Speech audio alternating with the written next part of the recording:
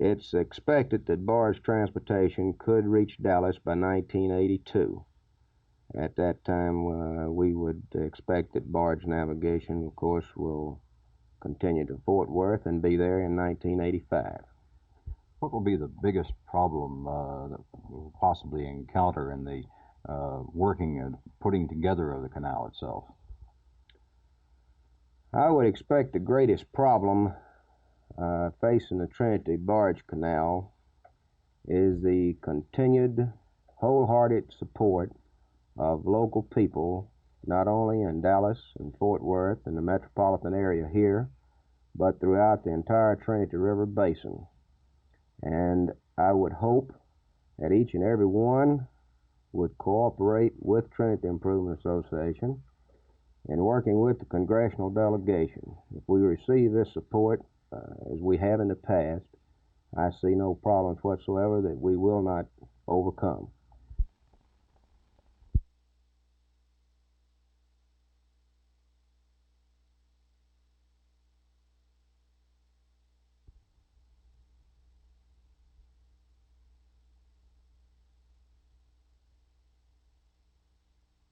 There is hunger in this country, there's hunger in this state, and there's hunger in the congressman's own district.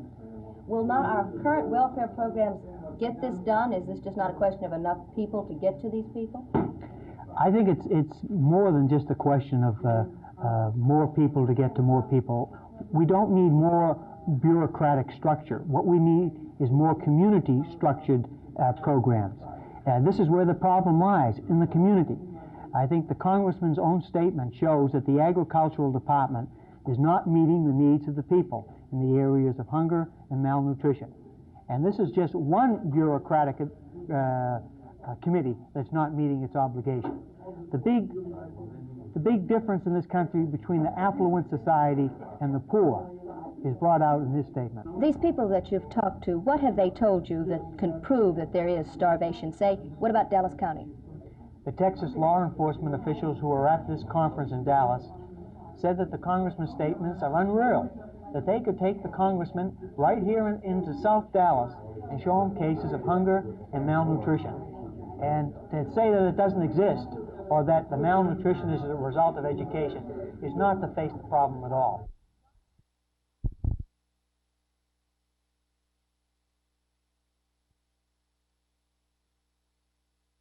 What can we do to create civil obedience rather than civil disobedience? I think our first response would be that the great mass of programs aimed at meeting the problems of the slums, at restoring to active citizenship those alienated people in the slums who are the hardcore unemployed, who are the racially discriminated against, are the programs that give us the chance that we've got. Now, on the other part of the question, though, why is it that people now believe, some of them, that this process of attempting to meet problems through legislation and through administration and through citizen effort and so forth is not enough, and that they must attempt to smash the system?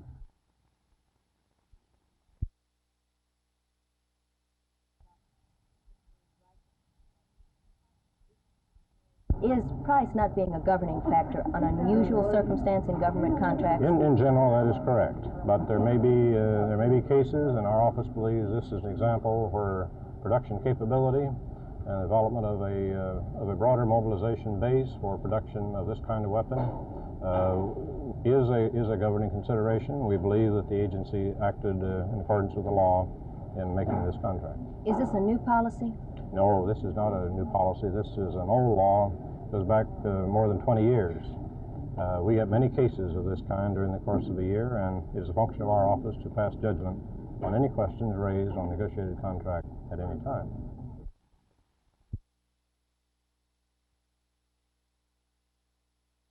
When I left 17, I had a 4-shot lead. My caddy, Kevin Quinn, is a very, very good boy. If it wouldn't have been for him, I don't think I'd have been able to win the championship. He says, we have to birdie the hole because we want to, he says, we want to break all the records. I said, fine. I teed it up, and you could count all 24 cleats in my shoes when I swung at this ball, see.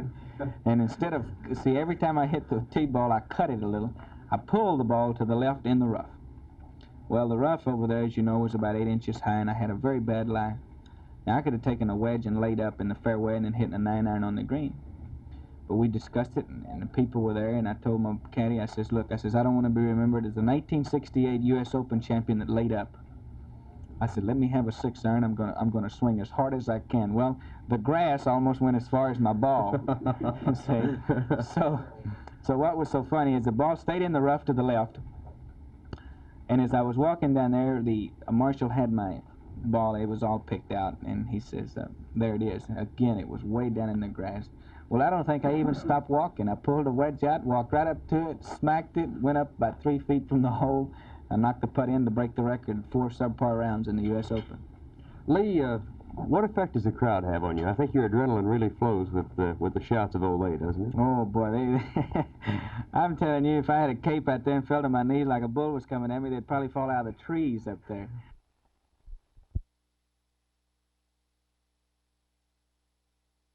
And I didn't wake up until 11 the next day.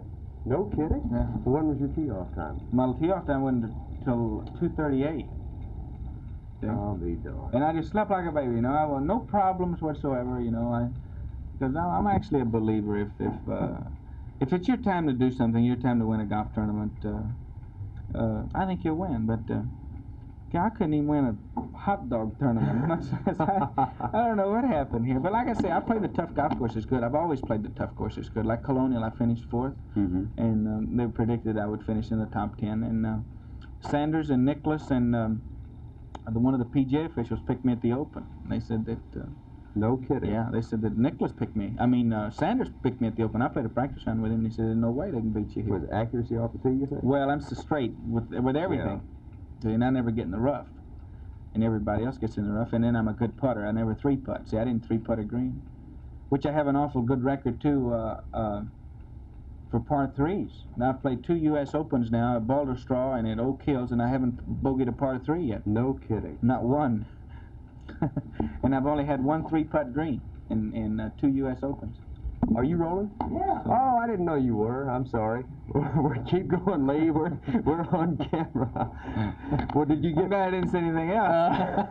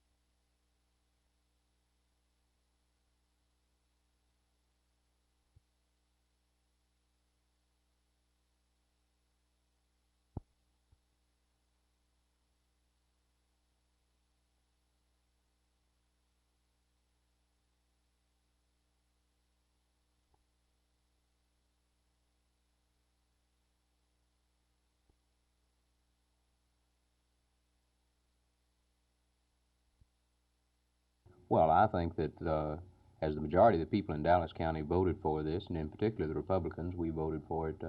We carried it 2-1, and it was not necessarily the many-body bottle bill, but it is a bill that affords one liquor by the drink.